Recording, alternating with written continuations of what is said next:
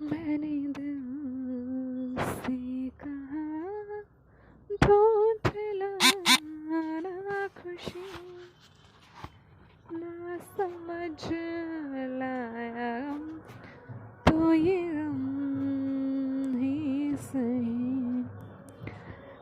नमस्कार, आदाब अर्ज़े, खम्मा गणी सभी दर्शकों को wish a very happy new year. मैं हूँ पूजा कुमारी और आज हम बात करने वाले हैं न्यू ईयर रेजोल्यूशंस के बारे में। रेजोल्यूशंस हमारे क्या होने चाहिए, क्या हम करने वाले हैं और क्या नहीं करने वाले हैं। तो रेजोल्यूशंस क्यों ना हम डिसाइड करें कि हम खुद के ऊपर काम करते हैं। रेजोल्यूशंस ऐसे होने चाहिए कि हम अपनी खुद की जो पर्सनैलिटी है इस चीज़ को बढ़ाने, जो हमारी स्पिरिचुअल जो अंडरस्टैंडिंग है उस चीज़ का लेवल बढ़ाएं। इमोशनली चीज़ों को जो हम अक्सर हार जाते हैं, इमोशनली चीज़ों को, क्यों ना हम इसको स्ट्रांग बनाएं, क्यों ना हम अपने माइंड को स्ट्रांग बनाएं कि ये हर सिचुएशन में खड़ा रह सके। क्यों ना हम इस तरीके का रेजोल्यूशन ले कि हम सबको खुश रख सकें। क्यों ना हम एक ऐसा रेजोल्यूशन ले कि हर परिस्थिति में हम खड़े हो सकें। क्यों ना हम एक ऐसा रेजोल्यूशन ले कि हम अपने आप को सक्सेस की तरफ मोड़ सकें। क्यों ना हम एक ऐसा रेजोल्यूशन ले कि पैसे से ज़्यादा हम क्वालिटी के ऊपर ध्यान दें।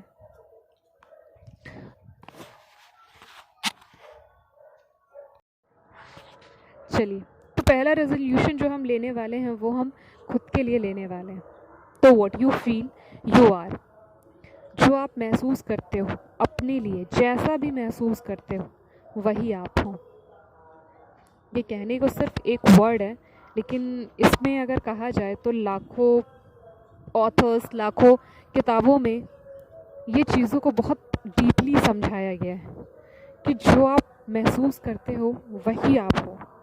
उसके अलावा जो चीज़ें भी आपके पास है सब कुछ टेम्पररी है, सब कुछ टेम्पररी है, कुछ भी परमानेंट नहीं है। अगर आप बॉडी की बात लेते हो तो बॉडी ऑलरेडी टेम्पररी है। आज अगर एज के साथ साथ अगर आज आप यंग हो तो कल आप एडल्ट हो गए ही होगे। एडल्ट हो तो फिर ये शरीर आपको छोड़ना ही पड़ेगा at the age of old age. तो ये परमानेंट नहीं है, इवन कुछ भी परमानेंट नहीं है। कि जो भी आप जहाँ पे खड़े हो, जो भी आपके पास चीज़ें हैं, बैग है आएगा जाएगा चला जाएगा, मोबाइल है आएगा जाएगा चला जाएगा, ये सारी चीज़ें टेम्पररी है, एवरीथिंग। बट लास्टली क्वेश्चन वही उठता है कि जो चीज़ें हमारे लिए परमानेंट है, मतलब व्हाट यू फील, जो आप अपने लिए महसूस करते हो, सिर्फ आप वही हो। सिर्फ एक वही चीज़ है जो आपका साथ कभी भी नहीं छोड़ेगी, कभी भी नहीं। आप अगर अपने लिए अच्छा महसूस नहीं करते हो तो I am sorry to say that आप कभी भी अपने लिए अच्छा महसूस नहीं कर सकते। और अगर आप खुद के लिए अच्छा महसूस नहीं करोगे तो कभी भी खुद के बारे में वो शानो शौकत, वो सक्सेस, वो डिटर्मिनेशन, इवन कि आप लोगों को भी खो दोगे। अगर खुद के बारे में अच्छा फील नहीं कर सकते हो तो सामने वाले को भी आप अच्छा फील नहीं करवा पाओगे, क्योंकि वो क्वालिटी आप में है ही नहीं कि आप खुद के लिए अच्छा कैसे फील कर सकते हो। तो हम क्यों ना ये रेजोल्यूशन ले कि हम खुद को बेहतरीन फील करवाएं। किसी की जॉब है, किसी की वर्क है, शेड्यूल है, जो भी लाइफ है, हर कोई अपनी लाइफ में बेहतरीन बनना चाहता है। बेहतरीन हम तभी बन सकते हैं जब हम अपनी इनर क्वालिटीज़ के ऊपर काम करते हैं। अब आपकी बारी आती है इनर क्वालिटीज़ कि ये तो समझ में आ गया कि जितनी भी बाहरी चीज़ें हैं वो सारी टेम्परेरी है, तो हमारी इनर क्वालिटीज़ क्या क्या है। हमारी इनर क्वालिटीज़ हैं हमारी शांति, पीस ऑफ माइंड। सबसे पहली हमारी क्वालिटी ही है पीस ऑफ माइंड। हम शांति के लिए यहाँ वहाँ पता नहीं कहाँ कहाँ भटकते रहते हैं, कितनी किताबें पढ़ते रहते हैं, कितने सारे वर्क करते रहते हैं, लेकिन इस चीज़ के ऊपर कभी काम ही नहीं किया कि हमारा दिमाग शांत कैसे होगा, हमें शांति कैसे मिलेगी। तो आपको शांति मिलती है खुद के साथ बात करने से, यानी कि सेल्फ टॉक करने से। सबके साथ हम समय बिताते हैं। एक लवर जो होते हैं, जो पेरेंट्स होते हैं, वो बच्चों के साथ समय बिताते हैं, लेकिन हम खुद के साथ लास्ट टाइम वो कब कौन सा मोमेंट रहा होगा जिस वक्त हमने खुद के साथ समय बिताया होगा। हमने खुद से बातें की होंगी, हमने खुद के बारे में चर्चा की होगी कि यार ये जो तेरी क्वालिटी है ना, ये मुझे बड़ा पसंद है। मैं तेरे से इसलिए इम्प्रेस्ड हूँ क्योंकि ये तेरे अंदर क्वालिटीज़ है कि तू जो हेल्प करती है ना, जो दूसरों के लिए भावना रखती है ना, मेरे को बहुत पसंद है ये चीज़। मतलब ये ऐसा है जो तेरे को एक यूनिक लड़की बनाती है, जो एक तेरे को स्पेशल लड़की बताती है। इस तरीके की बातें हमने कब कब की होगी लास्ट अपने आप से? कब? और क्यों नहीं करते हैं? हम दूसरों की तारीफ़ करते हैं तो हम खुद की भी तो तारीफ़ कर सकते हैं ना। दूसरों की तारीफ़ करते हैं तो बहुत अच्छी बात है, लेकिन जब हम खुद की तारीफ़ करते हैं तो हम अपनी खुद की इनर क्वालिटीज़ को बढ़ाते हैं। जब आप दूसरों की तारीफ़ करते हो तो ऑब्वियसली आप उनकी क्वालिटीज़ को एब्जॉर्व कर रहे हो, लेकिन जब आप खुद की तारीफ़ करते हो तो खुद महसूस वो चीज़ें करते हो कि हाँ यार, ये बोल तो लड़की पक्का रही है कि हाँ, ये वाली जो फीलिंग है वो काफ़ी अच्छी है, काफ़ी चीज़ें अच्छी हैं। और जब इस तरीके की जब आप फील करने लगते हो, जब आप सेल्फ टॉक करने लगते हो, जब खुद को समझने लगते हो ना, तो जो बाकी आपके सराउंडिंग के लोग हैं ना, वो भी आपको उसी तरीके से वैल्यू देते हैं। सो गर्ल्स, जो अभी इस माहौल से बैठे हुए हैं कि मैं बहुत डिप्रेस्ड हूँ, start talking to yourself. And अच्छाइयाँ बुराइयाँ सब में होती हैं। Talk about the positive, the attitude of positive towards you, because that is the only thing which makes you special.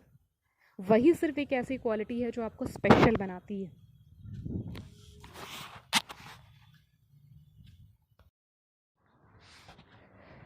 Now हम नेक्स्ट आ जाते हैं इमोशनल इंटेलिजेंस के ऊपर।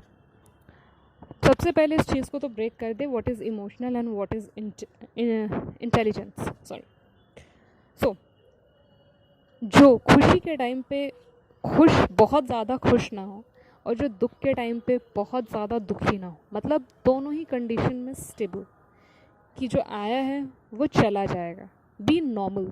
जो नॉर्मल जो एक वर्ड है, ये बहुत ज़्यादा अपने आप में ही पोटेंशियल है। जो नॉर्मल रहता है, अगर बहुत ज़्यादा खुशी है तो भी वो अपने आप को नॉर्मल कर लेता है, ठीक है। और अगर जो दुख है, उस सिचुएशन को भी अगर वो कंट्रोल कर लेता है कि ठीक है, चला जाएगा। जब आप कभी किसी के प्रॉब्लम को सॉल्व करते हो तो कभी भी आप ये सोच के सॉल्व नहीं करते हो कि ये मेरी प्रॉब्लम है, इट्स माइन प्रॉब्लम। आप हमेशा सॉल्व करते हो कि ये उसकी प्रॉब्लम है। सेम यही सिचुएशन उस वक्त भी पैदा करो जब प्रॉब्लम आपके पास आती है।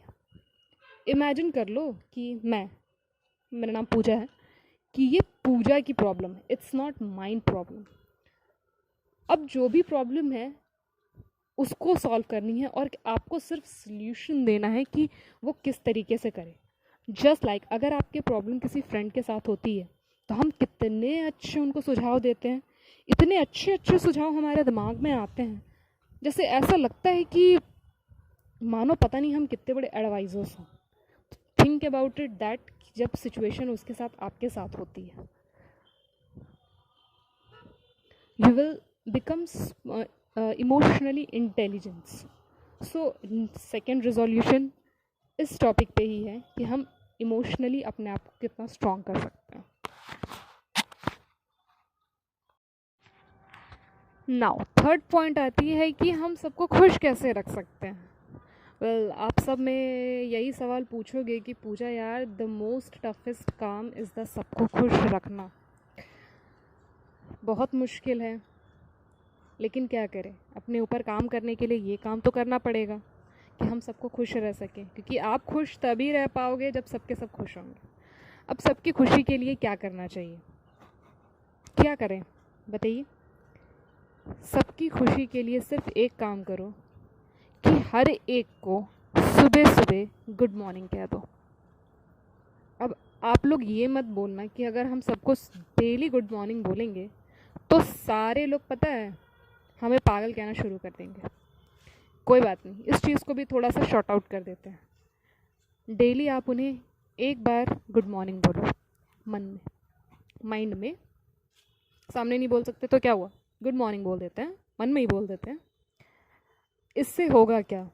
इससे ये होगा कि जो भी आपके पिछले, मतलब इससे पहले से जो फाइट हुई होगी, या फिर जब भी कभी भी आपने क्लैशेस किए होंगे, उन सब को सामने देखो और उसे दिल से हम शुभ कामना देते हैं कि आपका दिन शुभ हो। जब हम अपनी तरफ से सामने वाले को ये चीज़ वरदान में देते हैं कि आपका दिन शुभ हो, तो जाने अनजाने वो चीज़ें क्या होती हैं कि वो सामने वाला भी माफ़ कर देता है। हमारा जो माइंड है, अगर अच्छा है तो भी माइंड के लिए है, अगर वो बुरा है तो भी माइंड के लिए है। तो हमें जितनी भी सारा कुछ हमने जो भी चीज़ें बात की हैं, ये सारे हमें अपने अंदर इम्प्रूवमेंट करनी है। आपने कहा ना कि आपको सबको खुश रखना है, और सबको खुश रखना वाकई में मुश्किल काम है, लेकिन सबके लिए दुआएं देना कोई मुश्किल बात नहीं है। और अगर आप दुआ देते हो तो ऑटोमेटिक सबकी केयर कर रहे हो, सबको खुश रख रहे हो, दिखाने के लिए सोसाइटी को नहीं, अंदर से आप उन्हें खुश रख रहे हो। आप भले ही उनसे दूर हो, लेकिन आप चाहते हो कि वो स्वस्थ रहे, उनका जीवन अच्छा हो, उसका करियर संवर जाए, वो हमेशा खुश रहे, उसकी ज़िंदगी अच्छी हो जाए। तो फ़ोन करके उनको डिस्टर्ब मत करो, सिर्फ मन में उन्हें याद कर लो और just wish them a very good morning, मतलब आपका दिन शुभ हो। क्या हम इस तरीके से खुश नहीं रह सकते हैं? अगर आप दूसरों के प्रति अगर दुर्भावना नहीं रखोगे तो सामने वाला भी आपसे नहीं रख सकता भाई। हाथ तो तभी दोनों फाइट करेंगे ना, जब दोनों तरफ से प्रेशर लगेगी। लेकिन आप क्या कर रहे हो कि आप उस धागे को काट रहे हो, जो भी आपके बीच में गांठ लग चुकी थी, जो रिश्तों के बीच में, उसे आप धीरे धीरे करके डिसॉल्व कर रहे हो। डेली आप करते रहो। मिनिमम तो वैसे 21 डेज़ होता है, लेकिन मेरे हिसाब से माने तो I think you should follow this till तब तक आप जिंदा हो। क्योंकि आज जो लोग आपको हर्ट करते हैं, जो लोग आपको दुखी करते हैं, उनसे कहीं ना कहीं ऐसा जाने या अनजाने आपसे ही कोई गलती हुई है जिसकी वजह से आज वो इंसान आपको इतनी दुख दे रहा है। तो हम एक स्वभावना रखते हैं, हम उन्हें सॉरी कह सकते हैं, हम उन्हें थैंक यू कह सकते हैं, हम उन्हें आई लव यू कह सकते हैं कि हम, हाँ यार मैं आपसे इतना बहुत प्यार करता हूँ, बहुत बहुत ज़्यादा प्यार करता हूँ। सामने मत कहिए, मन में बोल दीजिए। हो गए वो खुश। और ऐसा तो नहीं हो सकता कि जब आपने सॉरी कहा है तो सामने वाला सॉरी आपसे नहीं कहेगा, डेफिनेटली कहेगा। It's my challenge. ये मैं खुद भी ट्राई करती हूँ ऑब्वियसली, कि जिन लोगों की भी सोने से पहले, मैं अक्सर इस चीज़ को काम करती हूँ रात में सोने से पहले, कि जिन लोगों ने मुझे आज दिन भर में हर्ट किया है या जिनकी बातें मुझे बुरी लगी हैं, या कहीं ऐसा सिचुएशन आ गया जिसको मैं कंट्रोल नहीं कर सकती, मुझे बहुत ज़्यादा गुस्सा आ गया, तो मैं उन लोगों को रात में विजुअलाइज़ करती हूँ, बाकायदा इज़्ज़त के साथ माफ़ी मांगती हूँ, और उनसे ये चीज़ मैं कहती भी हूँ कि ये आगे रिपीट नहीं होगा। हालांकि होती है, चीज़ें होती हैं, क्योंकि आप इंसान हो तो कभी ना कभी क्लैशेस होंगे, but again same the process thing. और इस तरीके से करने से क्या होता है एक्चुअली, कि हम अपने दिमाग का कचरा साफ़ करते हैं। जैसे हम अपने घर को साफ़ करते हैं ना डेली, क्यों करते हैं? ताकि उसमें पॉजिटिव चीज़ें आएँ घर में, घर खुश रहे, 4 लोग आ सके, बैठ सके। अगर घर गंदा होगा तो क्या 4 लोगों को बुलाओगे? क्या कभी नहीं बुलाओगे। इसलिए हम डेली साफ़ करते हैं उस चीज़ को, डेली अपने माइंड के कचरे को संभालते हैं, फेंकते हैं, और अच्छी चीज़ों के लिए रास्ता खोलते हैं। अगर सोचो, अगर घर ही गंदा होगा तो हमेशा दिमाग क्या सोचेगा? उसी चीज़ों के बारे में सोचेगा, फिर तो कुछ नई चीज़ों के बारे में सोचेगा नहीं। तो अच्छा है ना, क्लियर कर दो। ऊपर से आपको दुआएं मिल रही हैं। अगर आपको जितना ज़्यादा मिलेंगी तो वो तो आशीर्वाद के बराबर है। वो तो आपका मतलब एक तरीके से ये समझो कि प्लस पॉइंट है। अगर आप किसी काम में कर रहे हो और बहुत टाइम से नहीं कर पा रहे हो, लेकिन आपका नेचर ही बहुत सॉफ्ट है, आपके जो 4 लोग हैं वो आपको दुआएं देने वाले हैं, ना कि आपको परेशान करने वाले हैं, तो ऑब्वियसली वो आपका काम बन जाएगा। ये चीज़ मैजिकल है कि आप अच्छा करो तो सामने से भी अच्छा ही मिलेगा। सो कैसे खुश रखना है, अब मुझे शायद इसके बारे में बात करने की ज़रूरत ना पड़े। चलिए नेक्स्ट पॉइंट पे चलते हैं।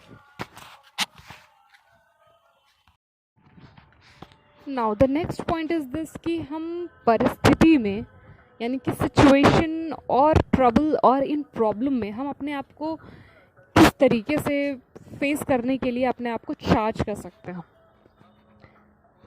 किस तरीके से हम उस चीज़ को टैकल कर सकते हैं। क्योंकि प्रॉब्लम्स तो अभी हर किसी के साथ हैं, हर किसी के साथ ही हैं, और शायद ज़िंदगी भर रहेंगी, वो कभी ख़त्म नहीं होने वाली है। ये बात शायद आपको बुरी लग सकती है, लेकिन दैट्स द ट्रुथ कि प्रॉब्लम आज है और इवन थी और कल भी रहेंगी।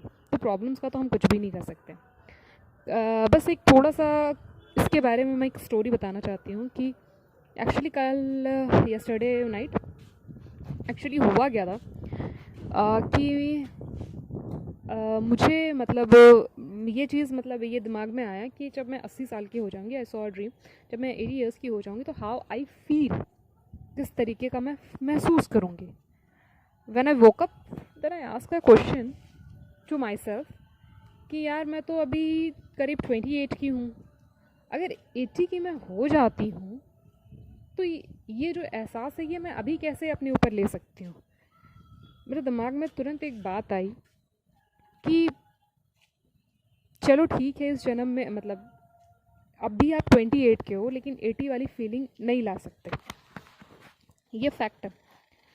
लेकिन किसी ना किसी अपने बर्थ में आप 80 के भी रहे होगे, आप एज अ फादर भी रहे होगे, आप एज अ ब्रदर भी रहे होगे, आप एज अ ग्रैंड पेरेंट भी रहे होगे, एज अ मदर भी रहे होगे. मतलब ये ऑलरेडी जो हम जिंदगी जी रहे हैं, जो लाइफ हम जी रहे हैं, ये ऑलरेडी हम जी चुके हैं. और वो सारी की सारी इंफॉर्मेशन हमारे मेमोरी में स्टोर्ड है कि किस तरीके से, किस परिस्थिति को, किस तरीके से सिचुएशन सॉल्व आउट करना है. 28 की जो प्रॉब्लम है आपकी अभी इस टाइम पे, सबसे ज़्यादा प्रॉब्लम क्या होती है? करियर को लेके होती है, पेरेंट्स को लेके होती है. लेकिन अगर मैं कहूँ ये प्रॉब्लम आप पहले भी सॉर्ट आउट कर चुके हो, बस ये है कि आपको याद नहीं है कि इस पॉइंट पे आपने क्या किया था जो आपके लिए भी सही था और आपकी फैमिली के लिए भी सही था. उस चीज़ के ऊपर फोकस करो कि आप याद करने की कोशिश करो कि मतलब 28 के जब आप थे तो आपने कौन से वो स्टेप्स लिए थे. कभी कभी आपने देखे होंगे कि कुछ जो बेबीज़ होते हैं उनके अंदर बाय बर्थ टैलेंट होता है, कुछ कुछ ओलंपिक्स में भी निकल जाता है. अभी शायद रिसेंटली मैंने कथक का सुना था कि एक 3 साल की बच्ची थी, उसने ऐसा कुछ कथक किया हुआ था कि जिससे उसे ओलंपिक शायद गोल्ड मेडल मिला था, if I am not wrong. तो ये सारी चीज़ें कैसे हो जाती हैं? ये सारी चीज़ें आप बिलीव करो या ना करो, लेकिन हम जो भी चीज़ें करते हैं वो चीज़ें हमारी एक्शन बन जाती है और एक्शन हमारी कैरी फॉरवर्ड होती है नेक्स्ट बर्थ में. जो अंडरस्टैंडिंग होती है, जो हमारी जो इनर क्वालिटीज़ होती है, मैं बार बार जो ये टॉपिक्स बोल रही हूँ कि आप अपनी इनर क्वालिटीज़ के ऊपर काम करो, इनर क्वालिटीज़ के ऊपर काम करो. I mean to say that inner qualities ही ऐसी हैं जो शायद आपके 100 जन्म, मतलब ये जो जर्नी है 100 ईयर्स की, ये ख़त्म हो जाएगी लेकिन वो ख़त्म नहीं होने वाली है. वो टाइम के साथ वो और बढ़ेगा, घटेगा नहीं वो चीज़ें. और वो जितना ज़्यादा बढ़ती चली जाएंगी आप उतने ज़्यादा ही सक्षम बन जाओगे. सक्षम यानी कि you become capable to do anything. तो अब शायद ये क्वेश्चन ना उठे कि आप परिस्थिति में किस तरीके से टैकल करनी है, क्योंकि ये आपकी अंडरस्टैंडिंग ऑलरेडी अपने ऊपर है. बस दिक्कत है तो उस चीज़ के ऊपर फोकस करने का. फोकस इंक्रीज़ करने के बहुत सारे तरीके हैं, बट करना पड़ेगा, क्योंकि करोगे नहीं तो कभी भी उस सिचुएशन से बाहर नहीं निकल सकते. हर कोई ये सुझाव देता है कि भाई ये कर ले, भाई वो कर ले. कुछ भी नहीं करना है. आप ऑलरेडी इतने नॉलेजेबल हो, आपको पता है कि इस सिचुएशन से कैसे बाहर आना है. Don't take advice when you are in a problem. ये सबसे पहला मेरा एडवाइस है कि डोंट. इसके लिए सबसे अच्छा उपाय है सेल्फ टॉक, क्योंकि वो उस परिस्थिति से आप ऑलरेडी गुजर चुके हो. कहीं से भी छानबीन करके देख लो, कुछ भी उठा के पढ़ लो, कितनी भी डीप स्पिरिचुअलिटी में चले जाओ, कितनी भी डीप आप ज्ञान में चले जाओ, कुछ भी कर लो, लेकिन हर एक का मुद्दा यही है कि जो आज आप हो इस परिस्थिति से ऑलरेडी आप गुजर चुके हो. ये बात बोलने में जितनी आसान लग रही है, ये बात मुझे समझने में शायद उतना वक्त लगा है कि जो भी चीज़ें आज आपके साथ हो रही हैं ये ऑलरेडी हो चुकी हैं और आप इस सिचुएशन से बाहर आए हो तभी आप यहाँ पर खड़े हो. So comes to the next point.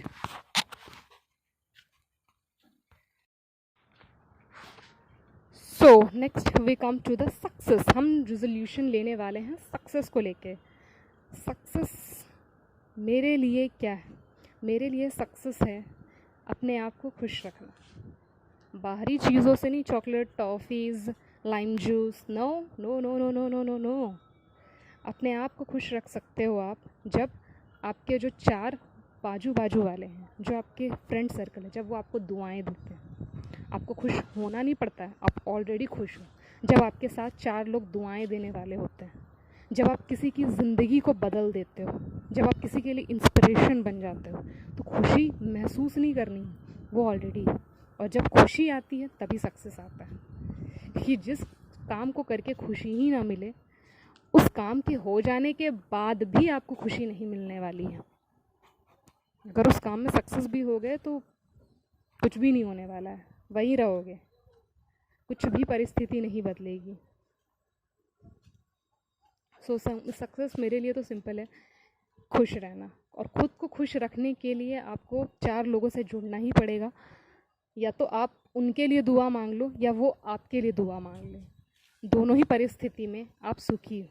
और जब ऐसी चीज़ें होती हैं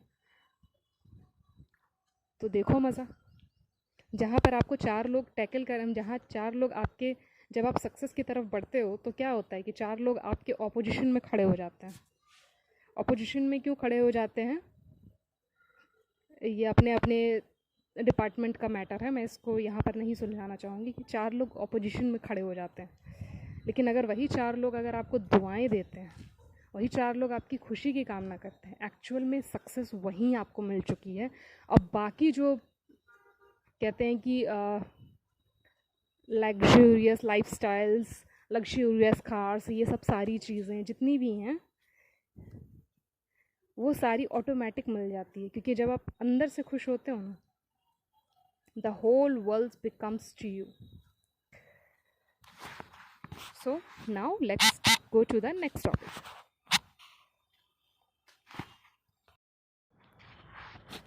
Next comes to my favorite topic कि इम्पोर्टेंस किसको देनी चाहिए, क्वालिटीज़ को या पैसे को।